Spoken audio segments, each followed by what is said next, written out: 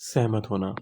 ये बहुत आसान है, लेकिन कुछ ख़ास रीज़न है जिसकी वजह से मैंने यहाँ पर इसको भी पिक करा हुआ है एज पर हिंदी 1 टू 1 पर। फटाफट से देखते हैं वो क्या रीज़न है। एग्री, ये वर्ब तो आप सबको पता है, लेकिन इसमें जो सबसे ख़ास बात है वो ये कि आप एग्री विद समवन होते हैं। किसी इंसान के साथ जब आप अपनी सहमति जताते हैं तो आप विद का इस्तेमाल करते हैं। वहीं जब आप समथिंग किसी चीज़ के साथ अपनी सहमति जताते हैं तो आप टू का इस्तेमाल करते हैं। या फिर सीधा-सीधा आप किसी चीज़ से अपनी सहमति जताते हुए आई एग्री दैट और फिर आगे की बात कहते हैं।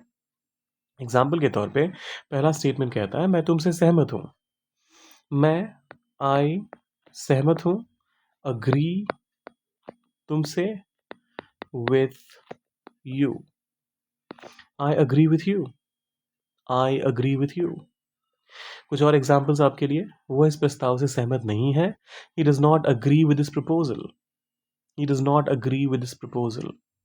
अब यहाँ पर हमने विथ का इस्तेमाल किया और ये प्रपोज़ल तो चीज़ है। तो यहाँ पर इस चीज़ को ना कह के कहने का मतलब ये है कि जिस भी इंसान ने इसे ये प्रपोज़ल दिया, ये उस इंसान से सहमत नहीं है। अगर ये सिर्फ़ प्रपोज़ल की बात होती, जैसे यहाँ पर अगर ये कहा जाता, ये वाला सेंटेंस ध्यान से देखिएगा। He does not agree the terms of this proposal. तो इस केस में आप टू का इस्तेमाल करेंगे। He does not agree to the terms of this proposal. अब ये टर्म जो है किसी भी इंसान ने प्रपोज़ करा हो, जो इसके टर्म्स हैं उससे इसकी असहमति है, तो हमने टू का इस्तेमाल करा। लेकिन प्रपोज़ल के लिए जब हमने विथ का इस्तेमाल किया, तो जिस भी इंसान ने ये प्रपोज़ल दिया उस इंसान से असहमति की बात हो रही है, जिस वजह से विथ का इस्तेमाल हुआ। हम इस बात पर सहमत हुए कि वी एग्रीड दैट, और आगे जो भी बात है। मान लीजिए आपको कहना हो हम इस बात से पर सहमत हुए कि सबको योगदान करना चाहिए। We agreed that everybody should contribute. Everybody should contribute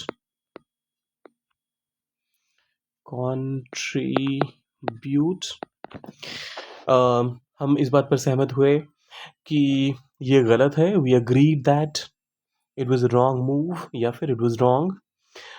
तो आप इस तरीके से इस स्टेटमेंट को आगे बढ़ा सकते हैं। तुम इससे सहमत क्यों नहीं हो? अब इसका ट्रांसलेशन आप डालिए कमेंट्स में, और जाने से पहले सब्सक्राइब, लाइक और शेयर कर दीजिएगा। मिलते हैं जल्दी।